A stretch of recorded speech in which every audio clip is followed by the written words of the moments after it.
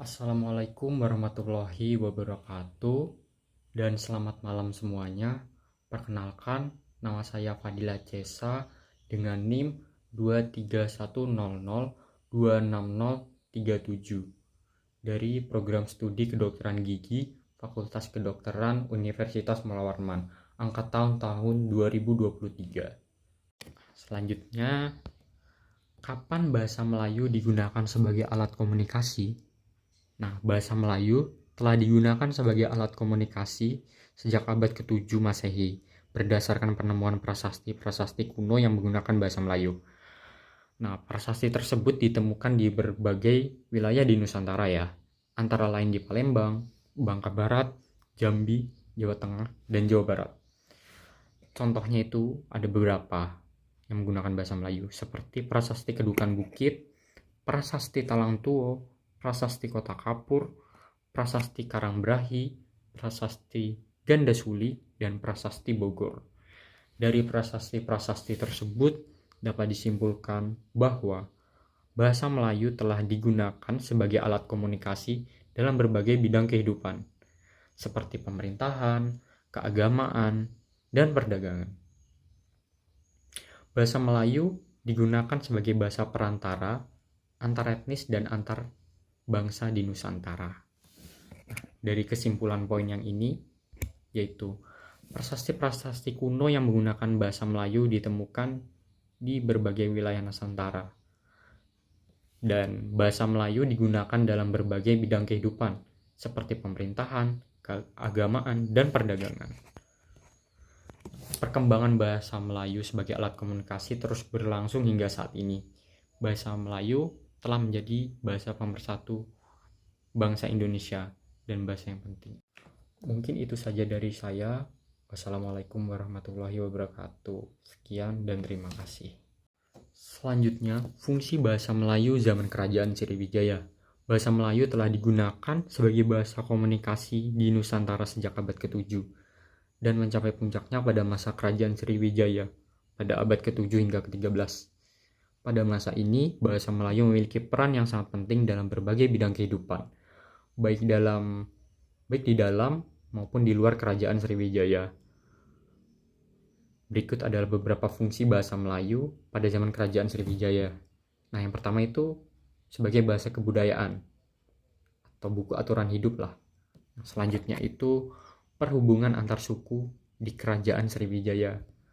Selanjutnya sebagai bahasa perdagangan, karena letak Kerajaan Sriwijaya itu kan strategis ya di jalur perdagangan internasional. Nah, bahasa Melayu menjadi bahasa yang digunakan oleh para pedagang dari berbagai negara untuk berkomunikasi satu sama lain. Nah, hal ini dapat dibuktikan dengan ditemukannya prasasti-prasasti yang menggunakan bahasa Melayu kuno di berbagai wilayah Nusantara, sama seperti yang saya bahas sebelumnya. Selanjutnya, sebagai bahasa resmi kerajaan. Bahasa Melayu digunakan sebagai bahasa resmi Kerajaan Sriwijaya.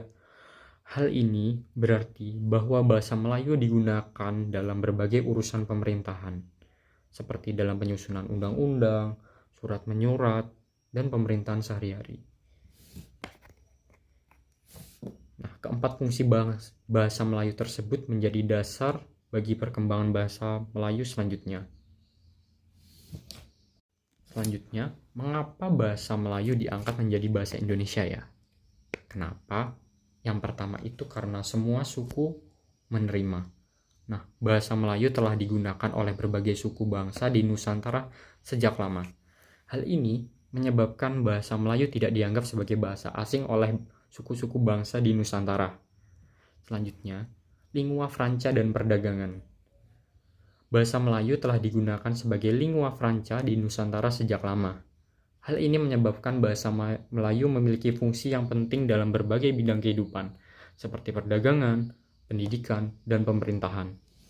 Selanjutnya, sistem bahasa yang sederhana. Ini menjadi salah satu faktor ya. Nah, sistem bahasa Melayu sederhana dan mudah dipelajari. Hal ini menyebabkan bahasa Melayu mudah diterima oleh berbagai suku bangsa di Nusantara. Nah, untuk lebih jelasnya lagi ya, kenapa semua suku menerima. Pada masa prakemerdekaan, terdapat berbagai bahasa daerah di Nusantara. Nah, hal ini menyebabkan terjadinya kesulitan dalam berkomunikasi antar suku. Nah, bahasa Melayu itu dianggap sebagai bahasa yang dapat mempersatukan berbagai suku bangsa di Nusantara. Nah, pada tanggal 28 Oktober tahun 1928 kan para pemuda mengikrarkan Sumpah Pemuda. Yang salah satu poinnya itu ialah menjunjung tinggi bahasa persatuan, yaitu bahasa Indonesia. Ikrar Sumpah Pemuda ini menjadi titik awal perkembangan bahasa Indonesia sebagai bahasa nasional yang nantinya menjadi bahasa Indonesia. Selanjutnya, lingua franca dan perdagangan. Bahasa Melayu ini telah digunakan sebagai lingua franca di Nusantara sejak abad ke-7 Masehi. Hal ini disebabkan oleh letak Nusantara yang strategis di jalur perdagangan internasional. Bahasa Melayu menjadi bahasa perantara yang digunakan oleh para pedagang dari berbagai negara untuk berkomunikasi satu sama lain. Pada masa prakemerdekaan, bahasa Melayu juga digunakan sebagai bahasa perdagangan di Nusantara. Hal ini menyebabkan bahasa Melayu memiliki fungsi yang penting dalam bidang perekonomian. Selanjutnya, poin yang ingin lebih dijelaskan lagi yaitu sistem bahasa yang sederhana. Kenapa? Bahasa Melayu memiliki sistem bahasa yang sederhana. Nah, hal ini disebabkan oleh bahasa Melayu tidak mengenal tingkatan bahasa, seperti bahasa Jawa, Sunda, dan Bali. Sistem bahasa yang sederhana ini menyebabkan bahasa Melayu mudah dipelajari oleh berbagai suku bangsa di Nusantara. Berdasarkan faktor-faktor tersebut dapat disimpulkan bahwa bahasa Melayu dapat diangkat menjadi bahasa Indonesia karena bahasa Melayu memiliki potensi untuk menjadi bahasa pemersatu bangsa Indonesia. Mungkin itu saja penjelasan dari saya. Terima kasih. Wassalamualaikum warahmatullahi wabarakatuh. Mohon maaf kalau masih banyak salahnya. Terima kasih. Baik, di sini saya akan membahas mengenai sejarah perkembangan bahasa Indonesia dari masa ke masa.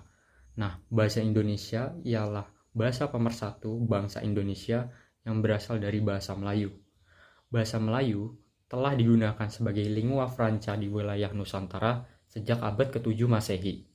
Lingua franca ialah bahasa yang digunakan sebagai bahasa perantara antar etnis atau antar bangsa. Nah, yang pertama saya akan bahas lagi bahasa Melayu sebagai lingua franca. Bahasa Melayu berkembang pesat sebagai lingua franca di Nusantara karena beberapa faktor. Antara lain, yang pertama itu ada letak geografis Nusantara yang strategis di jalur perdagangan internasional. Selanjutnya ada kehadiran agama Islam yang menyebar ke Nusantara melalui bahasa Melayu. Dan yang terakhir, berkembangnya kerajaan-kerajaan besar di Nusantara yang menggunakan bahasa Melayu sebagai bahasa resmi. Bahasa Melayu itu digunakan dalam berbagai bidang kehidupan, seperti perdagangan, pendidikan, pemerintahan, dan kebudayaan. Bahasa Melayu juga digunakan dalam karya sastra, seperti syair, pantun, dan hikayat. Selanjutnya saya akan membahas mengenai perkembangan bahasa Indonesia yang lebih rinci. Pada tanggal 28 Oktober tahun 1928, para pemuda Indonesia mengikrarkan Sumpah Pemuda, yang salah satu poinnya ialah menjunjung tinggi bahasa persatuan, yaitu bahasa Indonesia. Ikrar Sumpah Pemuda ini menjadi titik awal perkembangan bahasa Indonesia sebagai bahasa nasional bangsa Indonesia.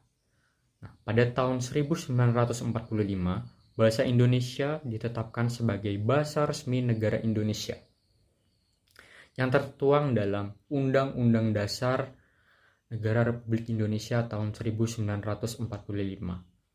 Sejak saat itu, bahasa Indonesia digunakan sebagai bahasa pengantar dalam pendidikan, pemerintahan, dan media massa. Selanjutnya, perkembangan bahasa Indonesia terus berlangsung hingga saat ini.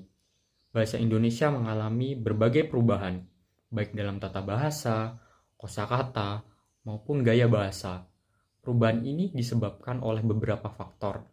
Antara lain, yang pertama ialah perkembangan ilmu pengetahuan dan teknologi atau iptek, perubahan sosial dan budaya masyarakat, dan pengaruh bahasa asing. Nantinya itu akan diserap. Mungkin itu saja dari saya. Wassalamualaikum warahmatullahi wabarakatuh. Sekian dan terima kasih.